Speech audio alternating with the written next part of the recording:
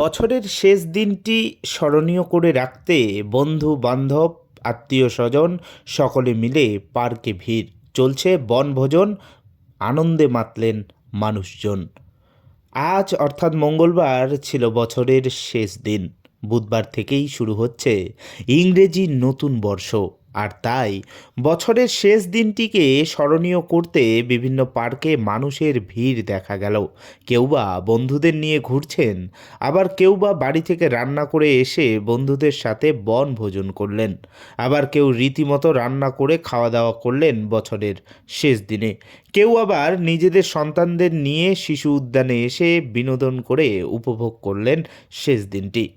শেষ দিনটিকে একেবারে অন্যভাবে পালন করতে দেখা গেল ময়নাগুড়ির বিভিন্ন পার্কগুলিতে ভিড় দেখা গেল এদিন। তবে অন্যান্য দিনের তুলনায় পার্কগুলিতে ভিড় বেড়েছে বলে জানিয়েছেন পার্ক কর্তৃপক্ষ। বছরের শেষ দিনটিকে স্মরণীয় করে রাখতে ব্যস্ত ছিল স্কুল কলেজ পড়ুয়ারাও।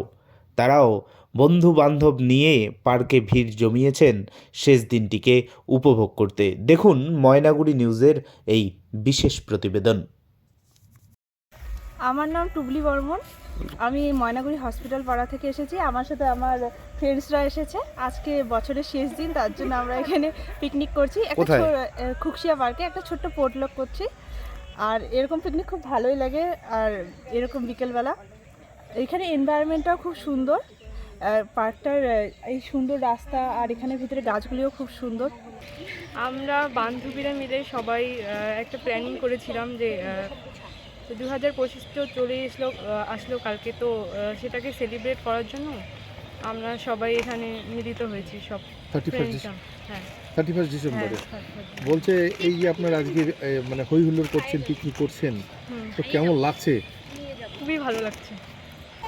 এখানে ময়নাগুড়ি পার্কে ভালোই লাগছে, বাচ্চাদের বিনোদনের জন্যই আসা এখানে, ভালোই লাগছে। কেমন ভিড় কি মানে তুলনামূলকভাবে বেশি আছে মনে করছেন? হ্যাঁ, আছে মোটামুটি খুব ভালোই লাগছে। আর কি এটা তো 24 আর কি শেষ হলো, শেষ বছরের শেষ দিনটা মানে এটা উপভোগ করতে করার জন্য আমি বাচ্চাকে আনন্দ দেওয়ার জন্য আসা কথা। তবে মোটামুটি ভিড়, খুব একটা ভিড় নেই, হয়তো তুলনামূলকভাবে একটু বেশি আছে, কিন্তু যেরকম হওয়ার কথা সেরকম ভিড়টা নেই। না, সেরকম নেই আর কি। মোটামুটি একটু ভিড় হয়, মানে অন্য দিনের তুলনায় আর কি। মানে অ্যাকচুয়ালি 31 ডিসেম্বর হিসাবে কি ভিড়টা আর অন্যান্য দিনের থেকে একটু হয় আর কি। বললাম আপনাদের এখানে বিনোদনের জন্য কি কি রয়েছে?